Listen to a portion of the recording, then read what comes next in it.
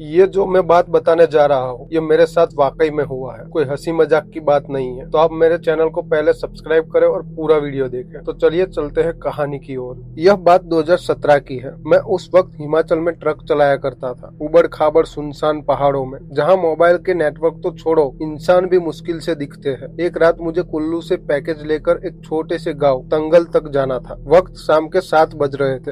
अंधेरा उतर चुका था, मौसम ठंडा और कोहरा इतना कि ट्रक की हेडलाइट भी हार मान जाए। रास्ता एकदम खाली था, बस मैं और मेरा ट्रक था। करीब आधे घंटे बाद एक जगह सामने रोड के किनारे एक औरत खड़ी दिखी। उसने लाल साड़ी पहनी हुई थी और उसके लंबे बाल और हाथ में एक पोटली थी। जैसे ही मैं उसके पास पहुंचा, उसने हाथ को आगे बढ़ाया। मैंने ट्रक को रोका। मैंने पूछा, कहाँ जाना है बहन जी? उसने धीरे से जवाब दिया, बस आगे जंगल पार करवा दो, वहाँ मेरी बेटी मेरा इंतजार कर रही है। आवाज में अजीब सी ठंडक थी, जैसे किसी पुराने रेडियो से आवाज आ रही हो। लेकिन इंसानियत के नाते मैंने उसे बिठा लिया। वो पीछे जाकर चुपचाप बैठ गई। मैंने पीछे के मिरर में देखा, वो सिर झुकाए बैठी थी, बिल्कुल भी हिलडुल नहीं रही थी। मैंने उससे पूछा, आपको डर नहीं लगता?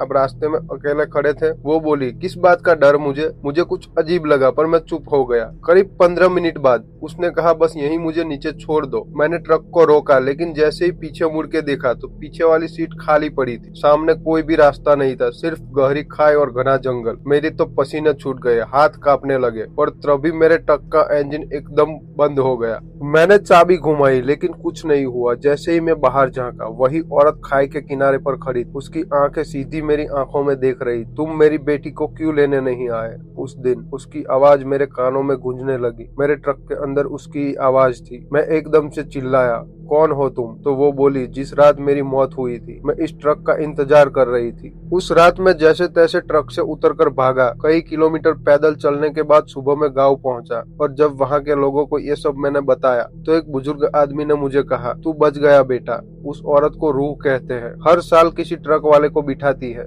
और जो उसको उतारता नहीं वो ट्रक खाई में मिलता है। उस दिन से मैंने वो रूट छोड़ दिया। मगर अब भी कोई पहाड़ी रास्ता आता है और ट्रक में मैं अकेला होता हूँ, तो कभी कभी मुझे शीशे में वो पीछे लाल साड़ी की झलक दिख जाती है।